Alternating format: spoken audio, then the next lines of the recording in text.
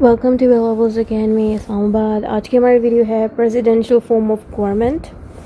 इसमें क्या सीखने को आपको मिलेगा कि बेसिकली ये एक क्रैश कोर्स वीडियो है जिसमें होता क्या है कि आपको 4 अलग चैप्टर्स जो आपको दिख रहे हैं स्क्रीन पे, यही 4 चैप्टर आपको इस सारी वीडियो में सिखाए जाएंगे। यानी कि जनरल कॉन्सेप्ट का चैप्टर 20 में मौजूद है, organization, features, merits and demerits भी मौजूद है। यानी कि इस एक ही पीडीएफ में आपको पार्लियामेंट की ये तमाम चैप्टर्स प्रेसिडेंशियल के तमाम चैप्टर्स मिल जाएंगे। अच्छा, तो प्रेसिडेंशियल फॉर्म ऑफ गवर्नमेंट में सबसे पहले general concept of presidential government से स्टार्टिंग हमने लेनी है, इंट्रोडक्शन देना है। ये जो इंट्रोडक्शन है ये आप सारे organization, features, merits and demerits, यानी कि organization of the presidential form of government, features of the presidential form of governments, merits and demerits, इसके कोई भी इनमें से उठा दिया जाए, पेपर में कोई भी इनमें से आ जाए, आपने इंट्रोडक्शन वही सेम देना है। इसका रीज़न ये है कि ज़रूरी नहीं है कि एक ही टॉपिक से वो बार बार पूछें, एक ही दफ़ा पूछेंगे। तो हमने करना क्या है कि सारों के लिए मैंने एक ही आंसर बना दिया है। तो अगर आप ये आंसर तैयार कर लेंगे तो आप समझ लें कि बाकी सारे आंसर्स इसी आंसर की मदद से कवर हो जाएंगे। यानी कि कोई भी प्रेसिडेंशियल का आंसर आया, आपने यही वाला लॉन्ग अटैम्प्ट करना है सारों में, जो भी प्रेसिडेंट्स वाला क्वेश्चन होगा। इंट्रोडक्शन में आपने लोगों ने लिखना है, A presidential government is a system in which the president is both the head of the state and the head of the government. Parliamentary form of government की अगर आपने नई वीडियो देखी, यहाँ टॉप पे मैं उसका लिंक लगा देती हूँ। पार्लियामेंट्री फॉर्म ऑफ गवर्नमेंट में हमने ये देखा कि जिन मुल्कों में पार्लियामेंट्री फॉर्म ऑफ गवर्नमेंट होती है वहाँ पे जो प्रेसिडेंट है वो सिर्फ और सिर्फ हेड ऑफ द स्टेट होता है। यानी कि वो गवर्नमेंट का हेड नहीं होता, गवर्नमेंट को नहीं चलाता। गवर्नमेंट को कौन चला रहा होता है? Prime minister, parliamentary form of government में। लेकिन अगर हम प्रेसिडेंशियल फॉर्म ऑफ गवर्नमेंट देखें तो वहाँ पे president head of the state और हेड ऑफ द गवर्नमेंट दोनों होता है। इसका मतलब ये है कि प्रेसिडेंट भी गवर्नमेंट को चला सकता है बिल्कुल वैसे ही जैसे कि प्राइम मिनिस्टर चलाता है। लेकिन जिन मुल्कों में प्रेसिडेंशियल फॉर्म ऑफ गवर्नमेंट होती है वहाँ पे आपको प्राइम मिनिस्टर का ऑफिस मिलेगा ही नहीं, ठीक है। यानी कि वहाँ पे प्राइम मिनिस्टर का ऑफिस होता ही नहीं है, क्योंकि प्राइम मिनिस्टर वाली सारी पावर्स प्रेसिडेंट के पास होती है। तो प्राइम मिनिस्टर की क्या ज़रूरत है उस मुल्क में? ऐसा कौन सा मुल्क है जहाँ पे प्रेसिडेंशियल फॉर्म ऑफ गवर्नमेंट मिलती है? वो मुल्क है यूएसए। मैं और भी मुल्कों के एग्जांपल दे सकती थी, बट यूएसए ऑफ कोर्स काफ़ी मशहूर है। वहाँ पे डोनाल्ड ट्रम्प जो है, आपने देखा होगा कि कितना ज़्यादा पावर है उनके पास और कितनी ज़्यादा पावर के साथ वो कंट्री को चलाते हैं। तो यही एक एग्जांपल है आप लोगों को दिखाने के लिए कि जो डोनाल्ड ट्रम्प हैं वो एक प्रेसिडेंट हैं और उस मुल्क में प्रेसिडेंशियल फॉर्म ऑफ गवर्नमेंट है। इसी वजह से जो प्रेसिडेंट है वो इतने सारे काम कर सकता है। फिर आता है the president runs the government and makes the important decision for the country. President के पास ये पावर होती है कि वो गवर्नमेंट को चलाता है और कंट्री के लिए ज़रूरी डिसीजंस ले सकता है। In this system the executive and the legislature work separately. अब इस सिस्टम में एक और चीज़ बहुत चेंज होती है कि यहाँ पे आपको सेपरेशन ऑफ पावर मिलेगा। सेपरेशन ऑफ पावर का मतलब है कि एग्जीक्यूटिव ब्रांच और लेजिस्लेटिव ब्रांच एक दूसरे से बिल्कुल सेपरेटली वर्क करेंगे, दोनों एक दूसरे के मामलात में इंटरफेयर नहीं करेंगे, ठीक है। अगर आपको एग्जीक्यूटिव एंड लेजिस्लेचर का मतलब नहीं पता तो इनकी वीडियोज़ यहाँ टॉप पे लगा देती हूँ। एग्जीक्यूटिव की वीडियो का लिंक दिखा दिया है और लेजिस्लेचर की भी मैंने यहाँ लगा दी है, इसको भी देख लें। अगर आपने पहले से देखी ही नहीं है तो आपको इन दोनों डिपार्टमेंट्स का मतलब पता है। अब होता क्या है कि जो पार्लियामेंट्री फॉर्म ऑफ गवर्नमेंट, जब मैं इसको पढ़ा रही थी तो मैंने बताया कि इस तरह के सिस्टम में, यानी कि पार्लियामेंट्री फॉर्म ऑफ गवर्नमेंट में एग्जीक्यूटिव एंड लेजिस्लेटिव ब्रांच मिल के चलते हैं एक दूसरे के साथ, ठीक है। लेकिन प्रेसिडेंशियल फॉर्म में ऐसा नहीं होता। इसमें क्या होता है कि एग्जीक्यूटिव डिपार्टमेंट अपना काम करती है और लेजिस्लेटिव डिपार्टमेंट अपना, ठीक है। Each branch has its own powers and responsibility. यहाँ पे बताया गया कि हर ब्रांच अपनी अपनी रिस्पॉन्सिबिलिटी के मुताबिक ही वर्क करता है, कोई एक दूसरे के मामलों में इंटरफेयर नहीं करता। अब आपने मीनिंग देना है प्रेसिडेंशियल फॉर्म ऑफ गवर्नमेंट की। A presidential government is a system where the president works independently from the legislature. यहाँ पे सेम बात जो ऊपर हमने पढ़ी थी कि जो प्रेसिडेंट है जो कि एग्जीक्यूटिव ब्रांच में बैठ के वर्क करता है वो बिल्कुल सेपरेट वर्क कर रहा है लेजिस्लेटिव ब्रांच से, ठीक है। और प्रेसिडेंट के पास एग्जीक्यूटिव पावर्स बहुत स्ट्रॉन्ग हैं और बहुत ज़्यादा होती हैं। प्रेसिडेंट जो है गवर्नमेंट बनाने का और गवर्नमेंट को अच्छे से चलाने का काम करता है और इस प्रेसिडेंट के साथ डिफरेंट मिनिस्टर्स और एडवाइज़र्स भी बैठे होते हैं जो मुल्क को चलाने में मदद करते हैं। एग्जाम्पल आप दे सकते हैं यहाँ पे यूनाइटेड स्टेट्स ऑफ अमेरिका की, कि अमेरिका जो है सबसे बेस्ट एग्जाम्पल है जिसमें हमें प्रेसिडेंशियल फॉर्म ऑफ गवर्नमेंट मिलती है, क्योंकि अमेरिका के अंदर ही presidential form of government exist करती है, यानी कि मौजूद है। इसी वजह से हमें अच्छे से समझ भी आती है इसकी। Many countries in the Latin America also follow this system. कहना है कि अमेरिका के अंदर ही तमाम स्टेट्स जो हैं वो भी इसको फॉलो करते हैं, ठीक है। अच्छा, आप ये लाइन ना भी लिखे कोई फ़र्क नहीं पड़ता, बस ये ऊपर वाली एग्जांपल दे दी काफ़ी है कि जो यूनाइटेड स्टेट्स ऑफ अमेरिका है, अगर यूनाइटेड स्टेट्स भी याद नहीं रहता सिंपल लिख दें कि जो अमेरिका का कंट्री है वो सबसे बड़ी एग्जांपल है ये बताने के लिए कि वहाँ पे प्रेसिडेंशियल फॉर्म ऑफ गवर्नमेंट है। आप चाहें तो इसमें डोनाल्ड ट्रंप की भी एग्जांपल दे सकते हैं। नेक्स्ट हेडिंग आती है हमारे पास basic ideas of the presidential government. Presidential government में क्या क्या चीज़ें सिखाई जाती हैं, यानी कि क्या चीज़ें मौजूद होती हैं। नंबर 1 कि प्रेसिडेंट बेसिकली इलेक्ट होता है separately from the legislative branch. हुआ क्या था कि अगर हमने पार्लियामेंट्री फॉर्म ऑफ गवर्नमेंट पढ़ी थी तो पार्लियामेंट्री में हमने ये देखा कि पार्लियामेंट क्या थी, लेजिस्लेटिव ब्रांच थी। तो लेजिस्लेटिव ब्रांच के अंदर से ही प्रेसिडेंट प्राइम मिनिस्टर्स को सिलेक्ट किया जाता था। बट इस वाली गवर्नमेंट में यानी कि प्रेसिडेंशियल गवर्नमेंट में ऐसा बिल्कुल नहीं होता। प्रेसिडेंशियल गवर्नमेंट में क्या होता है कि प्रेसिडेंट को सेपरेटली सिलेक्ट किया जाता है, यानी कि इलेक्ट किया जाता है, लेजिस्लेटिव डिपार्टमेंट से चुना नहीं जाता। प्रेसिडेंट यानी कि नॉर्मल लोग प्रेसिडेंट को वोट देके बिठाते हैं गवर्नमेंट में। फिर क्या होता है कि प्रेसिडेंट जब जीत जाता है, यानी कि वोट जीत जाता है और प्रेसिडेंट बन जाता है, तो वो फिक्स्ड टाइम पीरियड के लिए ऑफिस में रहता है। प्रेसिडेंट एक कैबिनेट बनाता है, उस कैबिनेट में प्रेसिडेंट के साथ बाकी के मिनिस्टर्स और एडवाइजर्स बैठे होते हैं। इस कैबिनेट का काम होता है गवर्नमेंट को लीड करना, गवर्नमेंट को चलाना। जितने भी मिनिस्टर्स जो इस कैबिनेट में बैठे होते हैं वो सारे जिम्मेदार होते हैं प्रेसिडेंट को, यानी कि मिनिस्टर्स कोई भी एक्शन लेंगे तो प्रेसिडेंट उनसे पूछेगा कि आपने ये एक्शन इस तरह से क्यों लिया, ठीक है। पार्लियामेंट्री सिस्टम इस तरह होता था ना कि जो भी काम प्राइम मिनिस्टर, प्रेसिडेंट या जितने भी मिनिस्टर्स करते थे सारों को जवाब देना होता था लेजिस्लेटिव ब्रांच को, यानी कि पार्लियामेंट को। लेकिन प्रेसिडेंशियल फॉर्म में ऐसा नहीं होता। प्रेसिडेंट फॉर्म में जो प्रेसिडेंट है और जो बाकी के मिनिस्टर्स हैं ये सारे कौन थे, एग्जीक्यूटिव ब्रांच के लोग हैं। इनको किसी और ब्रांच यानी कि लेजिस्लेटिव ब्रांच को कुछ भी बताने की ज़रूरत नहीं है, बल्कि जितने भी मिनिस्टर्स हैं वो अपने ही हेड को यानी कि प्रेसिडेंट को बताएंगे कि उन्होंने एक्शंस क्यों लिए, कैसे लिए। यानी कि दूसरी ब्रांच की इन्वॉल्वमेंट यहाँ पे बिल्कुल नहीं होती जैसे पार्लियामेंट्री फॉर्म ऑफ गवर्नमेंट में होती है। The president is directly responsible to the people through elections. और ज़ाहिर है प्रेसिडेंट को आम लोगों ने ही वोट देके बिठाया होता है, तो प्रेसिडेंट जो भी काम करेगा तो आम पब्लिक के ऊपर, आम पब्लिक को सवाल जवाब देगा, यानी कि अपनी एक्शंस के बारे में आम पब्लिक को बताएगा कि मैंने ये एक्शंस क्यों लिए। क्योंकि जो पब्लिक है, ज़ाहिर है अगर पब्लिक को नहीं बताएगा प्रेसिडेंट कोई भी चीज़ तो पब्लिक फिर इस पर ट्रस्ट नहीं करेगी प्रेसिडेंट पे, तो फ्यूचर में ये बंदा दोबारा से प्रेसिडेंट नहीं बन सकेगा अगर उसने पब्लिक के साथ अच्छा सलूक नहीं किया, यानी कि पब्लिक को प्रॉपर्ली क्वेश्चन के जवाब ना दिए हों। अब हमारा नेक्स्ट हेडिंग आती है की characteristics of the presidential government. Features क्या हैं इसके। इसमें सबसे पहली हेडिंग आती है सिंगल लीडर। जिन मुल्कों में प्रेसिडेंशियल फॉर्म ऑफ गवर्नमेंट होती है वहाँ पे एक ही लीडर होता है, जैसे कि प्रेसिडेंट ही मेन लीडर होता है, वही कंट्री को चलाता है, उसी के पास सबसे हाईएस्ट पावर होती है एग्जीक्यूटिव अथॉरिटी वाली। एग्जीक्यूटिव अथॉरिटी का मतलब है मुल्क को चलाने की पावर सबसे ज़्यादा प्रेसिडेंट पास होती हैं। इसका मतलब इस हेडिंग का ही यही मतलब है कि एक ही पर्सन के पास लीडरशिप की यानी कि मुल्क को चलाने वाली सबसे ज़्यादा पावर होती हैं जिन मुल्कों में प्रेसिडेंशियल फॉर्म ऑफ गवर्नमेंट होती है। दूसरी हेडिंग आती है सेपरेट पावर्स की। जो एग्जीक्यूटिव है एंड द लेजिस्लेचर है work separately and have the different duties. कि जो एग्जीक्यूटिव डिपार्टमेंट का जो प्रेसिडेंट और तमाम लोग हैं और जो लेजिस्लेटिव डिपार्टमेंट है ये दोनों सेपरेटली वर्क करते हैं, उनकी ड्यूटीज़ भी एक दूसरे से मुख्तलिफ होती हैं।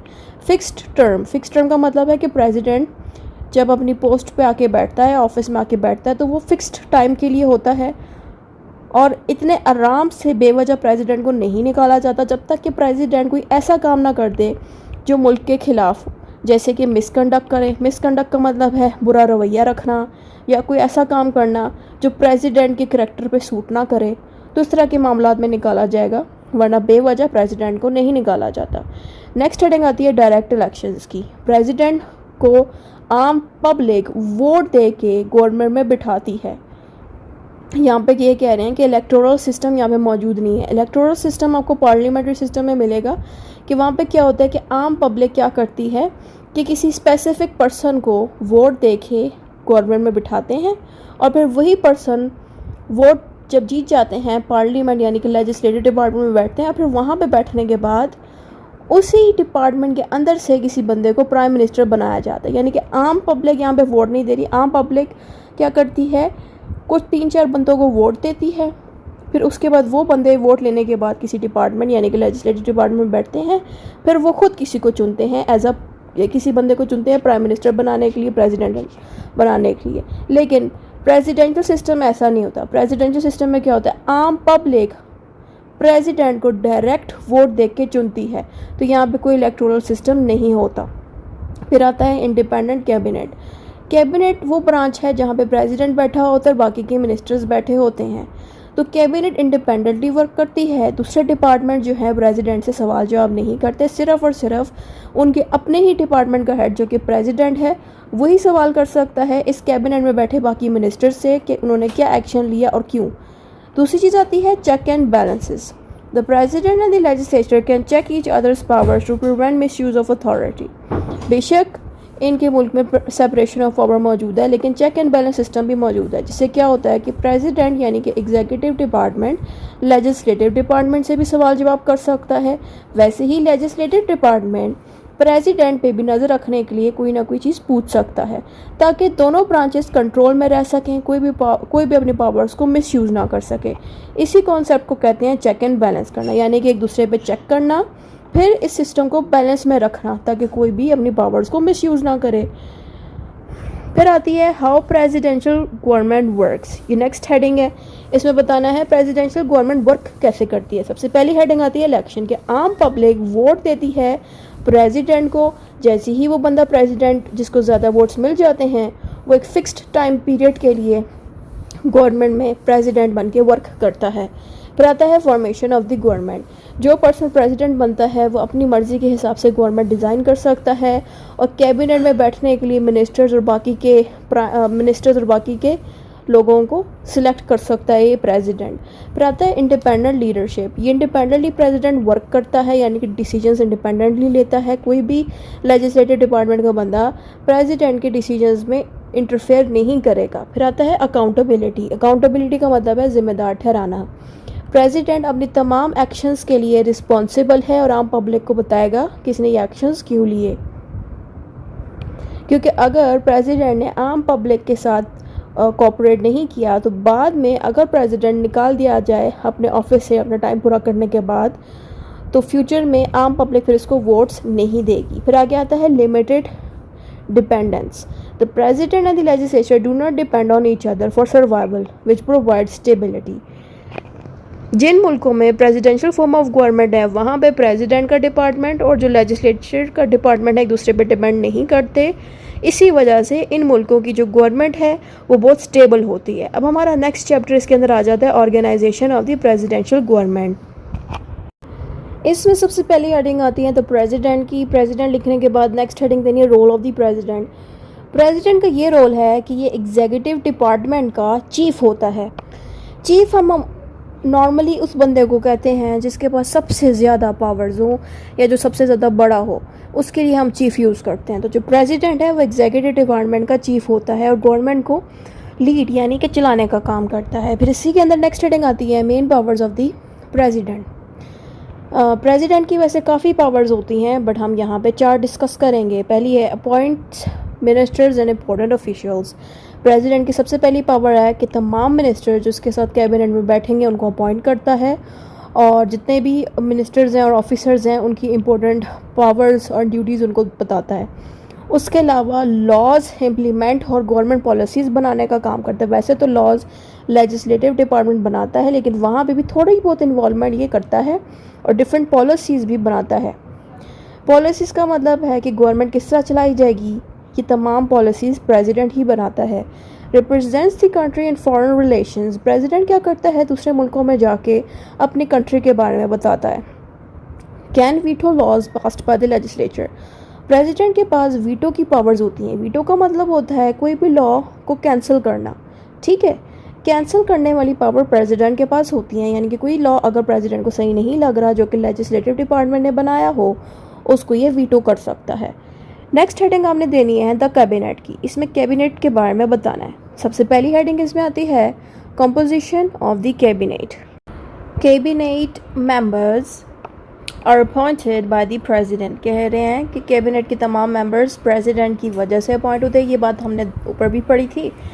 Are usually non members of the legislature, और ये लेजिस्लेचर डिपार्टमेंट के मेंबर्स नहीं होते। डायरेक्ट इनको प्रेसिडेंट सेलेक्ट करके अपने कैबिनेट में बिठाता है। अगर आप पार्लियामेंट्री सिस्टम देखें तो वहाँ पे क्या था कि जो लेजिस्लेचर यानी कि जो पार्लियामेंट था उसी के अंदर से ही मेंबर्स बिठाए जाते थे कैबिनेट में, बट यहाँ पे ऐसा नहीं होता। अब हमने फंक्शन बताने हैं कैबिनेट के।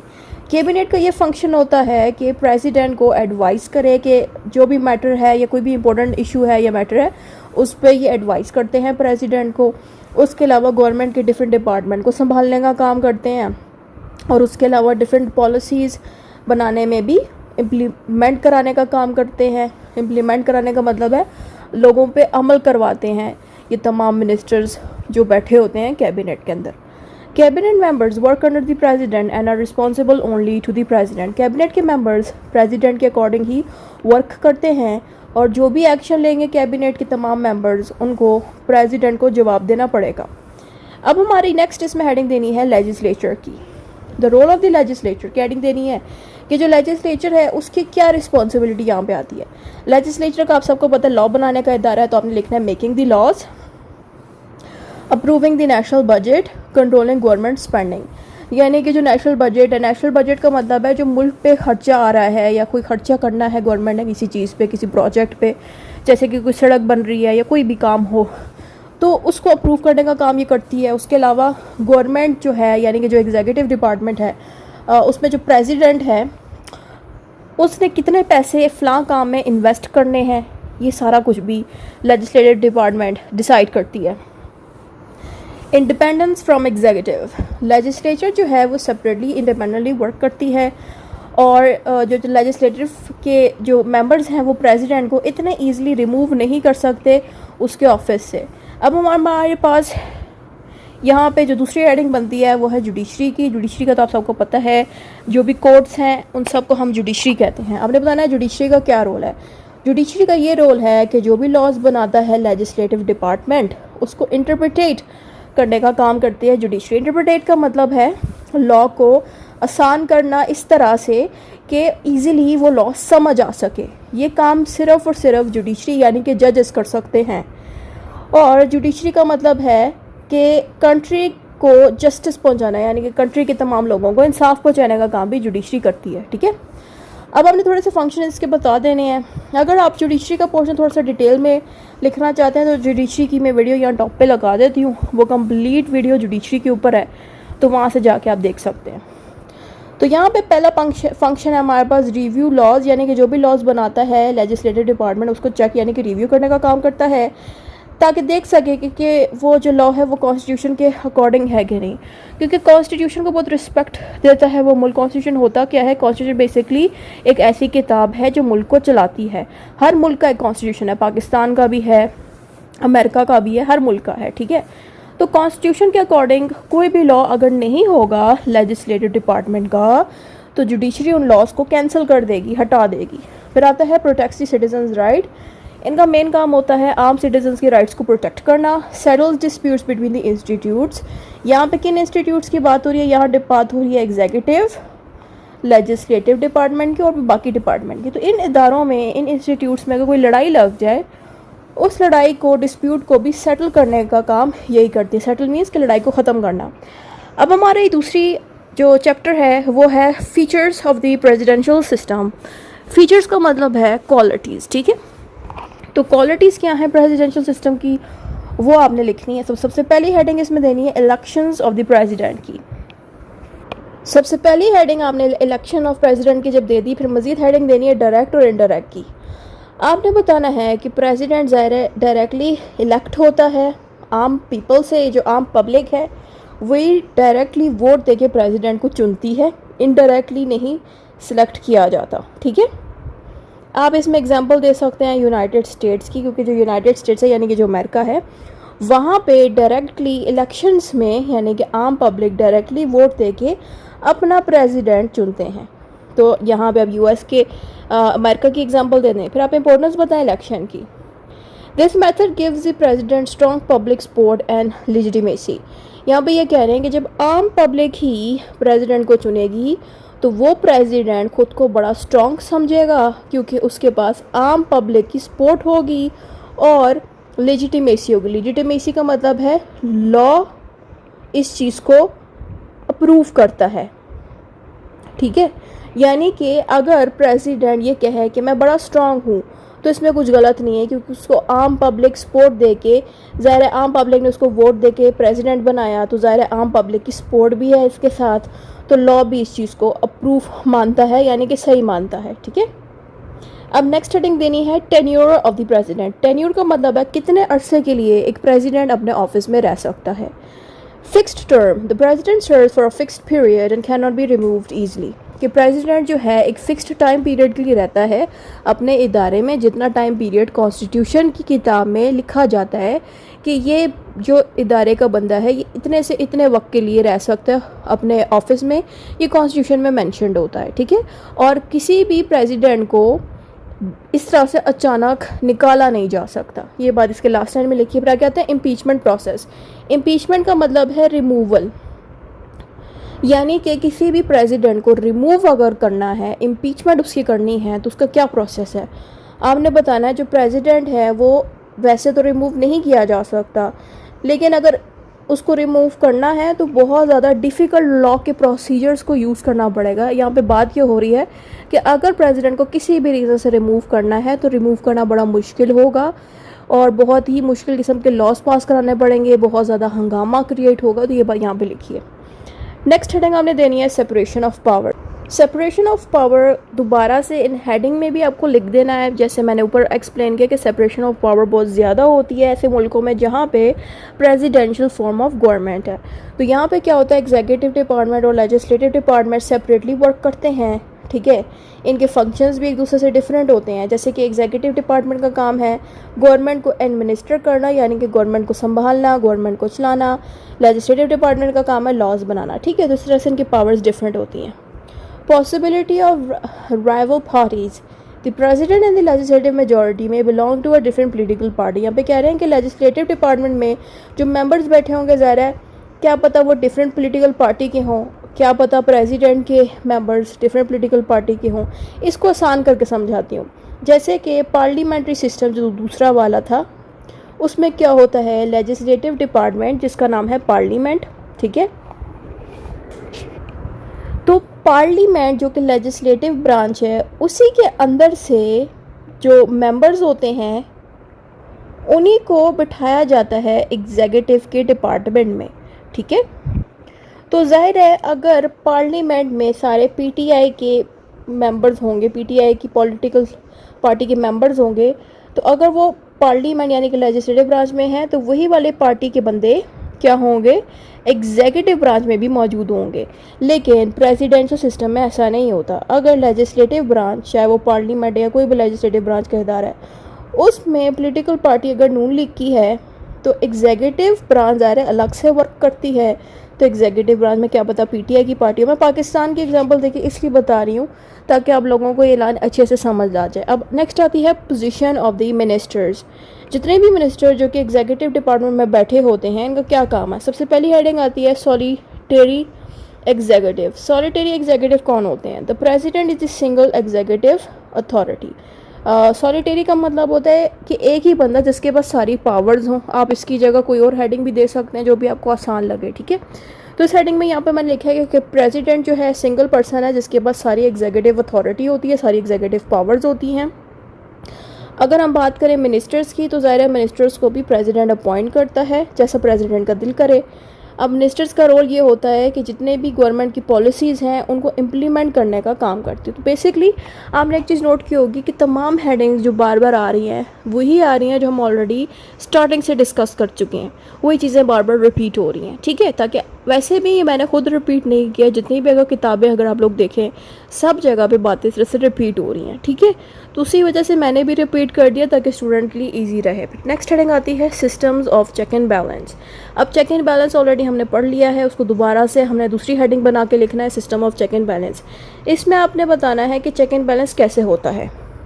अब प्रेसिडेंट कैसे चेक करता है? प्रेसिडेंट क्या करता है, जो भी चीज़ें हैं यानी कि जो भी लॉज लेजिस्लेटिव ब्रांच बनाता है उसको वो वीटो कर सकता है। वीटो मैं थोड़ी देर पहले बता चुकी हूँ कि कैंसिल कर देना लॉज को, ठीक है, ये पावर होती है प्रेसिडेंट के पास। फिर आता है लेजिस्लेटिव की पावर्स, यानी कि अब लेजिस्लेटिव पावर्स कैसे कंट्रोल करता है प्रेसिडेंट को।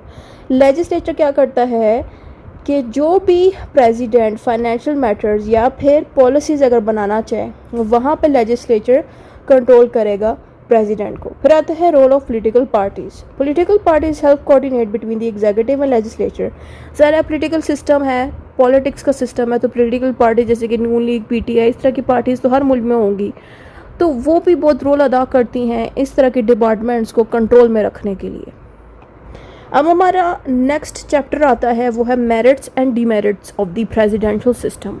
मेरिट्स का मतलब है फ़ायदे, एडवांटेजेस, और डीमेरिट्स का मतलब है नुकसान, नेगेटिव चीज़ें, डिसएडवांटेजेस, ठीक है। तो सबसे पहले आपने फ़ायदे बताने हैं। तो सबसे पहला फ़ायदा है इस सिस्टम का कि इसमें गवर्नमेंट बड़ी स्टेबल रहती है, क्योंकि ज़ाहिर है प्रेसिडेंट के पास ही सारी पावर्स होती हैं और एक फ़िक्स टाइम के लिए होता है गवर्नमेंट में, तो गवर्नमेंट काफ़ी स्टेबल होती है। दूसरा फ़ायदा है इसका selection of the talented ministers. President मुल्क को चलाने के लिए ऐसे एक्सपर्ट लोगों को मिनिस्टर्स बनाता है जो बड़े स्किलफुल होते हैं अपने काम को निभाने में। Efficient administration. एफिशिएंट एडमिनिस्ट्रेशन का मतलब है कि जो प्रेसिडेंट है और जो मिनिस्टर्स उसके साथ होते हैं उनका फोकस यही होता है कि किसी तरह गवर्नमेंट को अच्छे से एडमिनिस्टर किया जाए, और इसमें ज़ाहिर लेजिस्लेटिव की तरफ से कोई प्रेशर नहीं होता, कोई टेंशन नहीं होती। अगर आप पार्लियामेंट्री सिस्टम देखो तो वहाँ पे जो एग्जीक्यूटिव डिपार्टमेंट में प्राइम मिनिस्टर बैठा होते हैं, जो भी बंदे बैठे होते हैं, उन पर बार बार लेजिस्लेटिव डिपार्टमेंट प्रेशर डाल रहा होता है, यानी कि पार्लियामेंट जो कि लेजिस्लेटिव ब्रांच है प्रेशर डाल रही होती है, तंग कर रही होती है, इन्वॉल्व हो रही होती है। लेकिन यहाँ पे ऐसा नहीं होता। इसी वजह से यहाँ की जो गवर्नमेंट है वो काफ़ी इफेक्टिवली, एक्टिवली बड़ी चलती है। यहाँ पे सेपरेशन ऑफ पावर बहुत ज़्यादा है कि जो एग्जीक्यूटिव है और जो लेजिस्लेटिव है अलग अलग इंडिपेंडेंटली वर्क करते हैं और बेवजह एक दूसरे की पावर्स में घुसने की कोशिश नहीं करते, यानी कि एक दूसरे के मामलों में बेवजह नहीं घुसते। Less party pressure. Legislature can vote according to their judgement instead of strict party rules. अब ये कह रहे हैं कि लेजिस्लेटर भी अगर इन्वॉल्व होना चाहे किसी मैटर में तो वो वोट वगैरह दे सकते हैं। अगर ये लाइन लिखनी है तो लिख दीजिएगा, वरना ये इतनी ज़रूरी नहीं है, क्योंकि ज़ाहिर है ये आसान नहीं है, समझ नहीं लग रही, इससे अच्छा है कि आप इसको स्किप कर दें। नेक्स्ट हेडिंग इसमें आप देख सकते हैं क्लियर अकाउंटेबिलिटी। अकाउंटेबिलिटी का मतलब है ज़िम्मेदार ठहराना। तो यहाँ पे किसको ज़िम्मेदार ठहराया जा रहा है? आम पब्लिक के सामने प्रेसिडेंट को ज़िम्मेदार ठहराया जाएगा, यानी कि जो आम प्रेसिडेंट है वो इस बात पे रिस्पॉन्सिबल है कि गवर्नमेंट उसने कैसे चलाई, गवर्नमेंट के डिसीजन उसने कैसे लिए, प्रेसिडेंट को जवाब देना पड़ेगा, आम पब्लिक को, उन्हीं आम पब्लिक को जिसने वोट देके प्रेसिडेंट को सीट पे बिठाया था। फिर आता है popular government. The president is elected by the people giving the system strong democratic legitimacy. किस तरह की गवर्नमेंट बड़ी पॉपुलर होती है, क्योंकि क्या होता है ना, ये जो प्रेसिडेंट है ज़ाहिर है डायरेक्टली आम पब्लिक ही प्रेसिडेंट को वोट दे के सिलेक्ट करती है। तो इस सिस्टम में आपको डेमोक्रेसी बहुत ज़्यादा दिखेगी कि आम पब्लिक कितना ज़्यादा इन्वॉल्व हो रही है यहाँ पे। फिर आता है पॉलिटिकल स्टेबिलिटी। ऐसे मुल्कों में पॉलिटिक्स बड़ी स्टेबल तरीके से चलती है और पॉलिटिक्स में जो डिवीजन है वो भी बड़े अच्छे तरीके से डिवीजन होती है। तमाम लीडर्स बहुत आराम से जो है डिस्प्यूट्स को सॉल्व करते हैं, मसलों को सॉल्व करते हैं। आपको इन मुल्कों में लड़ाइयाँ ज़्यादा देखने को नहीं मिलती, क्योंकि इन मुल्क में ज़्यादा हर चीज़ बहुत स्टेबल तरीके से चलती है, उनकी पॉलिटिक्स बड़ी स्टेबल होती है। इस तरह की बस यहाँ पे बात लिखी है। अब हम इसके नेगेटिव पॉइंट्स देखेंगे। नेगेटिव पॉइंट में आता है पॉसिबिलिटी ऑफ कॉन्फ्लिक्ट। कॉन्फ्लिक्ट में आखिर between the president and the legislature if they belong to the different parties. ज़ाहिर है जैसे कि मैंने बता दिया था कि अगर एग्जीक्यूटिव ब्रांच किसी और पार्टी से हो, जैसे कि पीटीआई से, और लेजिस्लेटिव ब्रांच के मेंबर सारे नून लेके हो, तो उनके आपस में कॉन्फ्लिक्ट होने के चांसेस ज़्यादा हैं। कॉन्फ्लिक्ट का मतलब है लड़ाई होने के चांसेस ज़्यादा हैं। लॉज बड़े स्लोली बन सकते हैं ऐसे मुल्कों में, तो वजह ये है ना कि अगर लेजिस्लेटिव ब्रांच कोई लॉ बनाना चाहेगा तो एग्जीक्यूटिव ब्रांच का जो प्रेसिडेंट है वो उन लॉज को वीटो कर सकता है, यानी कि कैंसिल कर सकता है। तो इन कैंसिल करने की वजह से वो जो लॉज हैं वो बन नहीं पाएंगे। और बनने में बड़ा टाइम लेंगे। फिर नेक्स्ट चीज़ आती है रिस्क ऑफ अथॉरिटेरियन लीडरशिप, कि अगर प्रेसिडेंट को इतना ज़्यादा पावरफुल बना दिया जाएगा तो फिर ऐसे मुल्क में आपको अथॉरिटेरियन यानी कि डिक्टेटरशिप मिलेगी। अगर डिक्टेटरशिप के बारे में आपको नहीं पता तो उसका लिंक मैं यहाँ टॉप पे लगा देती हूँ, लाजमी देख लीजिएगा वो वीडियो। डिफ़िकल्ट रिमूवल करना, मतलब कि प्रेसिडेंट जब आ जाए तो उसको निकालना बड़ा मुश्किल होता है, यानी कि उसकी इम्पीचमेंट यानी कि जॉब से निकालना का प्रोसेस काफ़ी डिफ़िकल्ट होता है। Lack of cooperation, sometimes executive and legislature में fail to cooperate causing political deadline. कभी कभी ऐसा भी होता है कि ये दोनों ब्रांचेस एग्जीक्यूटिव और लेजिस्लेचर अच्छे से कोऑपरेट एक दूसरे के साथ नहीं करते, जिसकी वजह से आपको पॉलिटिक्स में एक ट्रबल और एक प्रॉब्लम देखने को मिलती है। ये एक नेगेटिव पॉइंट है। That's it. अब कंक्लूजन आ जाता है, जो भी आपने ऊपर पढ़ा है वही शॉर्ट करके आपको कंक्लूजन में लिखना है। इतना ही था इस वीडियो में। खुदा हाफिज़।